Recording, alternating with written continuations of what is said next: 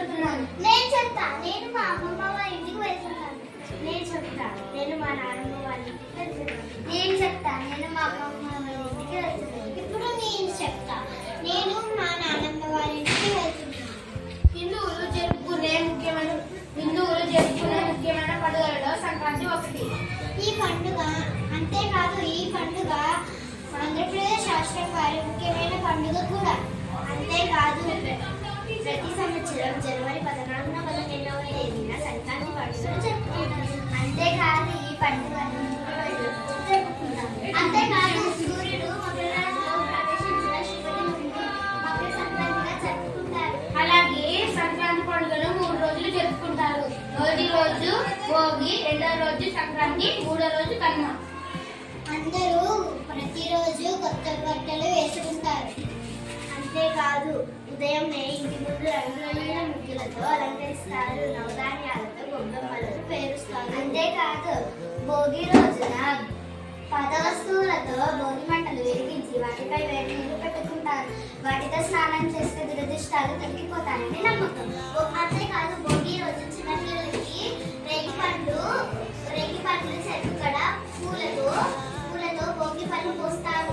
ఇంకా సంక్రాంతి రోజు పొంగలి చేసి సూర్యుడికి నైవేద్యంగా పెడతారు. అంతేకాదు, ఇది రైతులకు పంట చేతికి వచ్చే సమయం కాబట్టి తమను లోక భాగ్యాలతో ఎప్పటికీ ఇలాగే ఉంచమని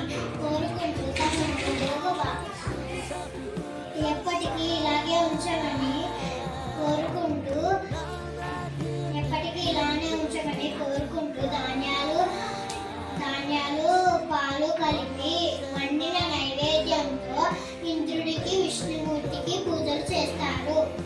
అంతేకాదు, ఈ పండుగ శీతాకాలం ఉంటుంది మరియు కొత్త పండుగ కాలాన్ని సూచిస్తుంది. అంతేకాదు, ఈ పండుగ రోజు ఇంటి గుమ్మాలకు మామిడి తోరణాలు కడతారు.